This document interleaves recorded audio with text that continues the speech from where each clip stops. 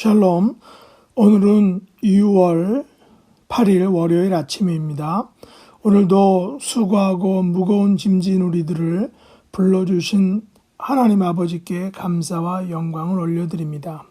이제 6월 첫 주일이 시작되었습니다. 그동안 움츠렸던 삶의 영역에서 기지개를 켜서 활기찬 삶으로 돌아갈 수 있기를 원합니다. 여전히 코로나의 위협은 있지만 아버지께서 우리들을 지켜주시기를 간절히 원합니다. 오늘도 하나님 아버지를 의지함으로 승리하시는 복된 날이 되시기를 원합니다. 먼저 찬송가 한 곡을 부르겠습니다. 새 찬송가 528장 예수가 우리를 부르는 소리.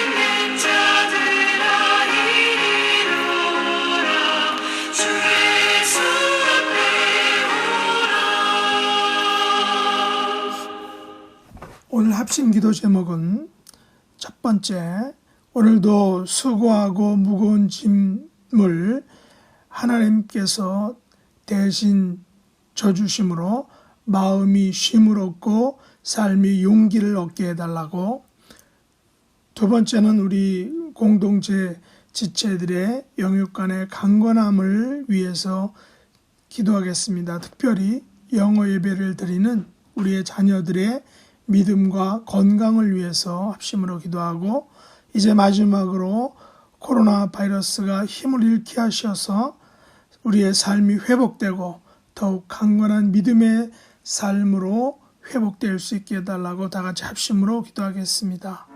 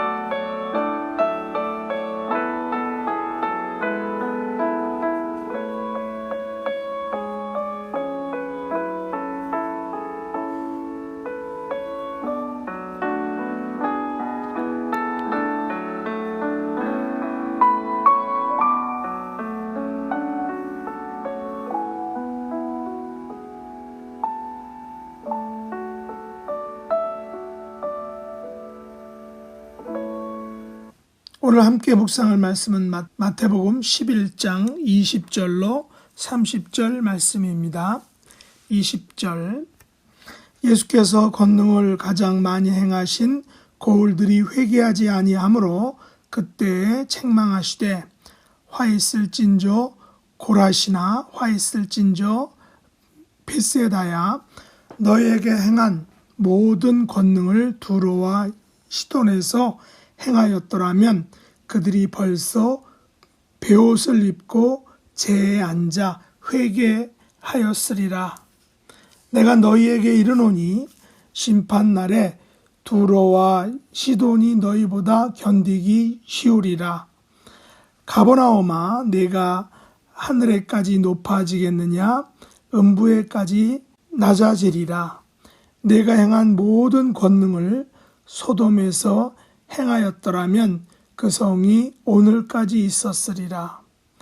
내가 너희에게 이르노니 심판날에 소돔 땅이 너희보다 견디기 쉬우리라 하시니라. 그때 예수께서 대답하여 이르시되 천지의 주제이신 아버지여, 이것을 지혜롭고 슬기 있는 자들에게는 숨기시고 어린 아이들에게는 나타내심을 감사하나이다.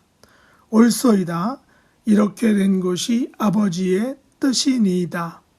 내 아버지께서 모든 것을 내게 주셨으니 아버지 외에는 아들을 아는 자가 없고 아들과 또 아들의 소원대로 계시를 받는 자 외에는 아버지를 아는 자가 없느니라.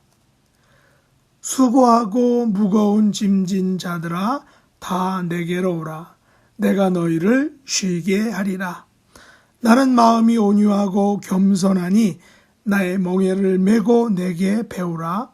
그리하면 너희 마음이 쉼을 얻으리니 이는 내 멍에는 쉽고 내 짐은 가벼움이니라 하시니라. 아멘. 오늘 말씀의 제목은 수고하고 무거운 짐진 자들아, 다 내게로 오라입니다.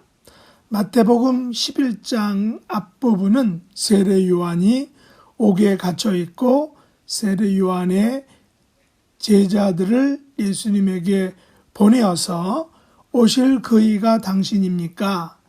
다른 일을 기다려야 합니까? 라고 이렇게 물었을 때 예수님께서 대답하신 말씀과 또 세례 요한에 대한 예수님의 견해를 무리들에게 말씀하신 기록이 앞부분에 있습니다. 예수님께서는 당시 세대의 영적 분위기를 16절과 17절에서 이렇게 비유로 말씀하셨습니다. 이 세대를 무엇으로 비유할까? 비유하건대 아이들이 장태에 앉아 제 동물을 불러 이르되 우리가 너희를 향하여 피리를 불어도 너희가 춤추지 않고 우리가 슬피 울어도 너희가 가슴을 치지 아니하였다 함과 같도다. 예수님께서는 당시의 세대를 사람들의 영적 분위기를 무반응의 세대 혹은 무감동의 세대, 더 나아가 영적 무감각의 세대로 이렇게 표현하셨습니다. 이 세대 사람들은 결혼식에서는 춤추지 않고 장례식에서는 곡하지 않는 영적 무감각의 세대라고 말씀하신 것입니다. 이 같은 동일한 연장선 상에서 오늘 본문은 회개하지 않는 도시들에 대한 예수님의 책망의 말씀과 수고하고 무거운 짐진 자들에 대한 예수님의 초청의 말씀이 나타나고 있습니다. 오늘 말씀에는 지역별 영적 분위기가 언급되고 있습니다. 예수님께서 말씀하신 지역에는 영적으로 두 부류가 있는 것을 볼 수 있습니다. 하나는 영적인 불모지와 같은 지역이고 다른 하나는 영적인 가능성이 있는 지역입니다. 영적인 불모지로 언급된 지역은 어디인가요? 그것은 고라신과 벳세다와 그리고 가버나움입니다. 그리고 영적인 가능성을 지닌 지역은 두로와 시돈과 소돔 땅입니다. 쉽게 표현해서 영적인 불모지로 언급된 곳은 유대인들이 많이 거주하는 땅입니다. 그리고 영적인 가능성으로 언급된 곳은 이방인들이 많이 거주하는 땅입니다. 그런데 예수님께서는 영적인 불모지들에 대해서는 책망을 하셨습니다. 반면에 영적인 가능성이 있는 지역들에 대해서는 안타까워하셨습니다. 그러면 왜 예수님께서는 책망하시고 아니면 안타까워하셨을까 하는 것입니다. 왜 유대인들이 사는 지역들에 대해서는 책망하신 것일까요? 그 이유는 그들이 예수님의 많은 권능을 보고서도 맛보고도 회개하지 않았기 때문입니다. 고라신과 벳세다와 가버나움은 예수님께서 수많은 기적과 말씀을 전하신 그런 지역들입니다. 그러나 이들은 예수님의 수많은 이적을 경험하고도 예수님의 많은 말씀을 듣고도 회개하지 않았다는 것입니다. 베옷을 입지 않았고 재에 앉아 회개하지 않았습니다. 특별히 가버나움은 큰 성으로 이루어진 도시였는데 예수님께서는 이 가버나움에서 많은 시간을 할애하셨습니다. 많은 시간을 투자하셨다는 것입니다. 그러나 이들은 회개하지 않았습니다. 그러므로 예수님께서는 이들 지역에 대해서 화 있을진저라고 저주하셨습니다. 그리고 당시에는 영적인 타락이 심한 곳으로 알려졌던 두로와 시돈과 그리고 소돔은 그야말로 불신앙의 세상 그 자체였습니다. 예수님 당시 두로와 시돈은 이방인 지역으로 복음이 전해지지 않았습니다. 마가복음 7장 31절에 의하면 예수님께서는 이 두 지역, 두로와 시돈 지역을 돌아서 갈릴리 호수로 가셨다라고 이렇게 말합니다. 그렇다면 예수님께서는 이 두로와 시돈 지역에 오래 머물지 않으셨기에 많은 기적을 행하거나 많은 말씀을 전하지는 않으셨다는 것입니다. 그리고 이 소돔은 예수님 당시에는 존재하지 않는 구약시대에 아브라함과 롯이 살던 시대에 멸망한 도시입니다. 예수님 당시에는 존재하지 않는 도시입니다. 그러나 이들 세 곳의 공통점은 이곳에서는 많은 권능과 이적과 말씀이 전파되지 못했던 지역이라는 사실입니다. 권능이 행해지지도 않았고 회개의 메시지를 전하지도 않았던 그런 안타까운 멸망한 지역이다라는 것입니다. 그러나 고라신과 벳세다와 가버나움은 예수님께서 수많은 권능을 행하셨으며 주옥과 같은 말씀들을 전하셨던 곳입니다. 그러나 이들은 어떻게 반응을 했습니까? 그들은 권능을 많이 경험하고서도 말씀을 많이 듣고서도 전혀 반응하지 않았습니다. 권능과 말씀에 대한 회개와 돌아섬이 전혀 없었다는 것입니다. 그래서 예수님께서는 이들 유대인 지역에 대해서 화가 나신 것입니다.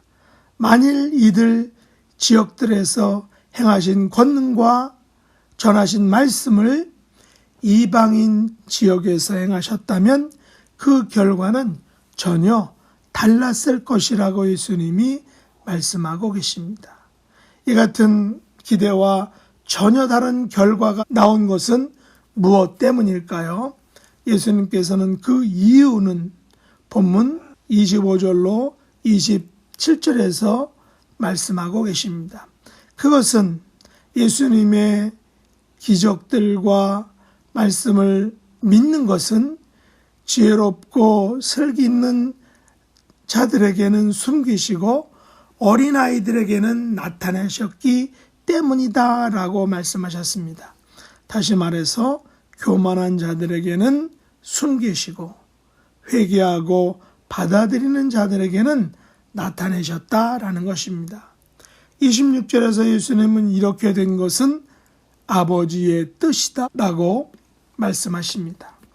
언뜻 보기에 이것은 결정론이나 운명론이라고 이렇게 생각할 수 있는데 정확히 말하면 이렇게 된 것이 아버지의 뜻이라는 말은 은총과 긍휼과 자비다라는 말입니다. 이것이 결정론이나 운명론이 아닌 은총인 분명한 이유는 바로 28절로 30절 말씀에 근거하고 있다는 것입니다.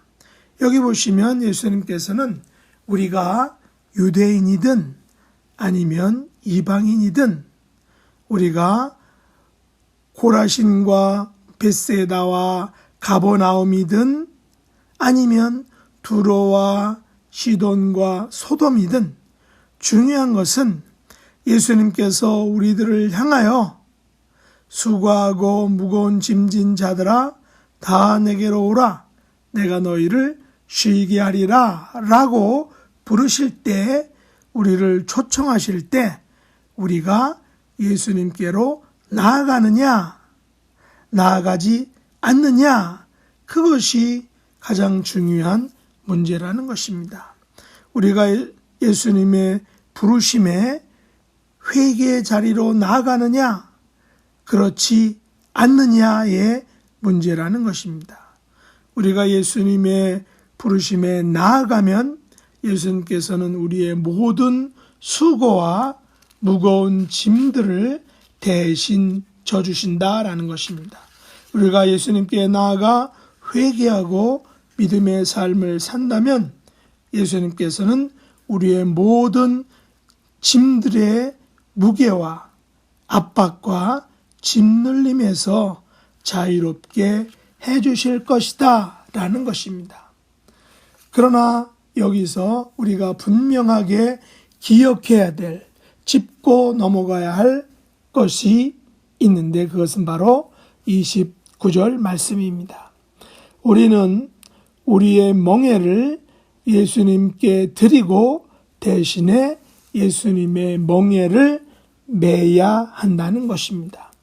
예수님께서는 나의 멍에를 예수님께 드리고 혼자 우리가 룰루랄라 가는 것이 아니라 나의 멍에 대신에 우리는 예수님의 멍에를 메고 예수님에게 배워야 한다라고 말씀하고 있습니다. 왜냐하면 나의 멍에는 무겁고 아무런 대책이 없지만 예수님의 멍에는 쉽고 예수님의 짐은 가볍기 때문입니다.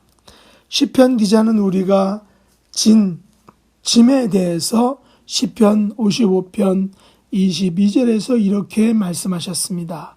내 짐을 여호와께 맡기라. 그가 너를 붙드시고 의인의 요동함을 영원히 허락하지 아니하시리로다. 우리의 짐을 여호와께 맡기면 우리는 결코 요동함이 없을 것이다라고 말씀하고 있습니다. 그러면 우리가 져야 할 짐은 무엇일까요? 요한일서 5장 3절은 이렇게 말씀하고 있습니다. 하나님을 사랑하는 것은 이것이니 우리가 그의 계명들을 지키는 것이라. 그의 계명들은 무거운 것이 아니로다. 우리가 져야 할 짐은 하나님을 사랑하는 것입니다. 우리가 져야 할 짐은 하나님의 계명들을 지키는 것입니다.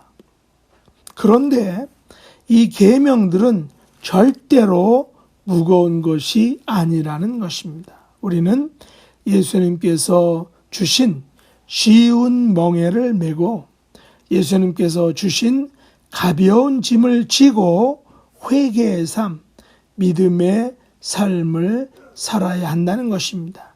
이것이 저와 여러분을 향한 예수님의 초청입니다. 이 예수님의 초청에 응하시고 나아가시고 응답하시는, 그래서 예수님이 주시는 그 쉬운 명예, 가벼운 짐을 지고 승리하는 삶을 사시는 저와 여러분 될 수 있기를 예수님의 이름으로 축복합니다. 기도하겠습니다. 하나님 아버지, 저희들이 지고 있는 수고하고 무거운 짐들을 주님 앞에 내려놓기를 원합니다. 주님께서 주시는 쉽고 가벼운 멍에와 짐을 저희들이 대신 지기를 원합니다. 저희들이 유대인이든 이방인이든 하나님 앞에 회개하는 삶, 믿음의 삶을 살기를 원합니다. 예수님의 초청에 응답하는 삶을 살 수 있도록 은혜 베풀어 주옵소서. 예수님 안에서 쉼을 얻기를 원합니다. 예수님과 동행하는 삶을 살기를 원합니다. 영어 예배를 드리는 저희들의 자녀들을 축복해 주셔서 예수님께서 주시는 평안과 쉼을 얻는 복된 생애를 살아가는 하나님의 존귀한 자녀들이 될 수 있도록 은혜 베풀어 주시옵소서. 예수님의 이름으로 간절히 기도드립니다. 아멘. 하늘에 계신 우리 아버지여, 이름이 거룩히 여김을 받으시오며 나라의 임하옵시며 뜻이 하늘에서 이룬 것 같이 땅에서도 이루어지이다. 오늘날 우리에게 일용할 양식을 주옵시고 우리가 우리에게 죄 지은 자를 사하여 준 것 같이 우리 죄를 사하여 주옵시고 우리를 시험에 들게 하지 마옵시고 다만 악에서 구하옵소서. 대개 나라와 권세와 영광이 아버지께 영원히 있사옵나이다. 아멘.